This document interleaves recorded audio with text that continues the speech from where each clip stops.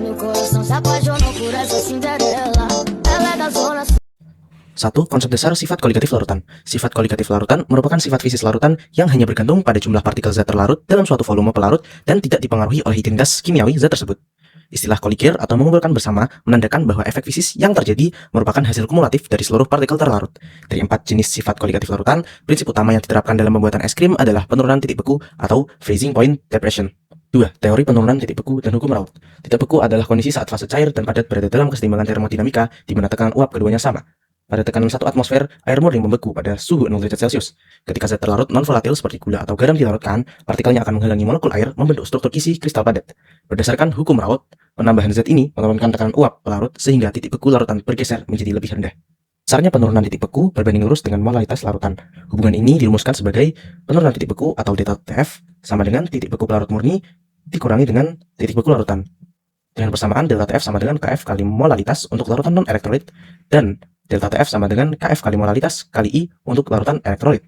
KF sendiri adalah tetapan penurunan titik beku molal dan I adalah faktor Van Hove. Dalam dapur, NaCl merupakan elektrolit yang kuat, terdisosiasi sempurna menjadi 2 ion, sehingga menghasilkan jumlah partikel 2 kali lipat lebih banyak dan sangat efektif menurunkan titik beku dibandingkan zat non-elektrolit. 3. Termodinamika pencampuran es batu dan garam NaCl.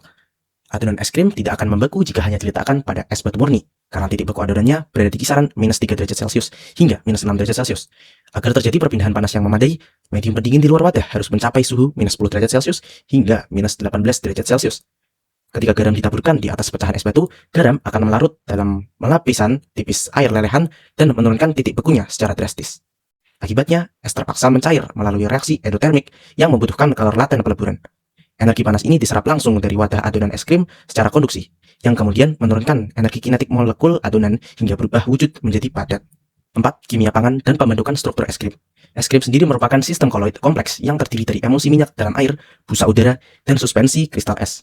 Pembentukan strukturnya didukung oleh kristal es yang membeku akibat pelepasan kalor, serta gula terlarut yang berfungsi menurunkan titik beku internal agar es krim tidak membeku total menjadi balok es keras. Selain itu, pengadukan mekanis berperan penting untuk memecah ukuran kristal es menjadi mikro agar teksturnya terasa lembut atau bisa disebut sebagai creamy, sekaligus memasukkan gelembung udara overrun. Seiring membekunya sebagian air, sisa air cairan unfrozen serum akan mengalami freeze concentration atau peningkatan konsentrasi gula, sehingga sekitar 15% hingga 20% air tetap berfasa cair pekat pada suhu penyajian minus 18 derajat Celcius agar es krim mudah disendok. Nama alat yaitu kaleng bekas, baskom, sendok makan, sendok es krim, piring, dan cup es krim.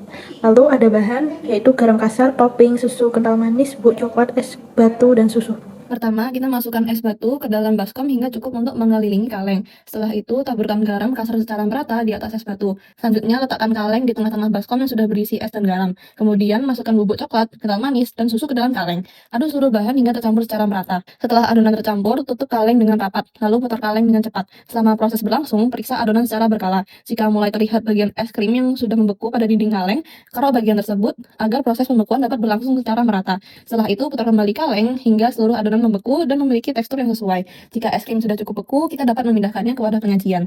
Terakhir, tambahkan topping sesuai selera agar es krim terlihat lebih menarik. Es krim coklat pun siap disajikan dan dinikmati. Pembuatan es krim merupakan salah satu penerapan sifat koligatif larutan, khususnya penurunan titik beku. Pada praktikum ini, adonan es krim didinginkan menggunakan campuran es dan garam. Penambahan garam ke dalam es menyebabkan titik beku campuran menjadi lebih rendah daripada titik beku air murni. Akibatnya, es dapat mencair pada suhu di bawah 0 derajat Celcius dan proses pencairan tersebut menyerap kalor dari lingkungan di sekitarnya, termasuk dari adonan es krim. Perpindahan kalor menyebabkan suhu adonan semakin menurun, sehingga sebagian besar adonan membeku. Penurunan titik beku terjadi karena adanya partikel zat terlarut yang menghambat pembentukan susunan kristal pelarut. Dalam praktikum ini, garam berperan sebagai zat terlarut pada campuran es, sedangkan gula dan bahan terlarut lainnya dalam adonan juga mempengaruhi titik beku adonan.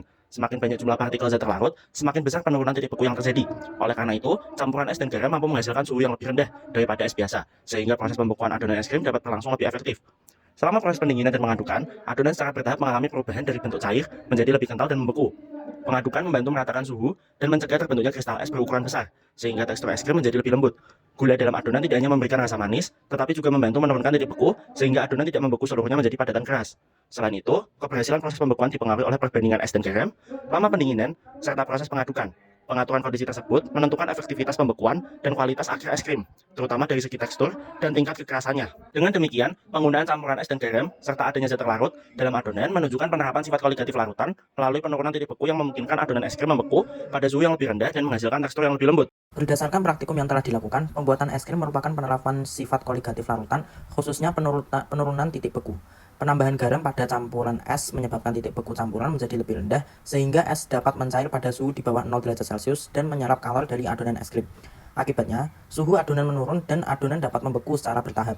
Gula dan zat terlarut lainnya dalam adonan juga menurunkan titik beku sehingga memengaruhi proses pembukaan dan menghasilkan tekstur es krim yang lebih lembut. Dengan demikian, penggunaan campuran es dan garam serta pengaturan konsentrasi zat terlarut, lama pendinginan, dan pengadukan berperan dalam menghasilkan es krim dengan tekstur dan tingkat kekerasan yang sesuai. Semakin optimal kondisi pendinginan, semakin efektif proses pembekuan adonan es krim. Oleh karena itu, penerapan penurunan titik beku dapat membantu menghasilkan es krim dengan karakteristik yang lebih baik. Berikut adalah referensi yang kami gunakan.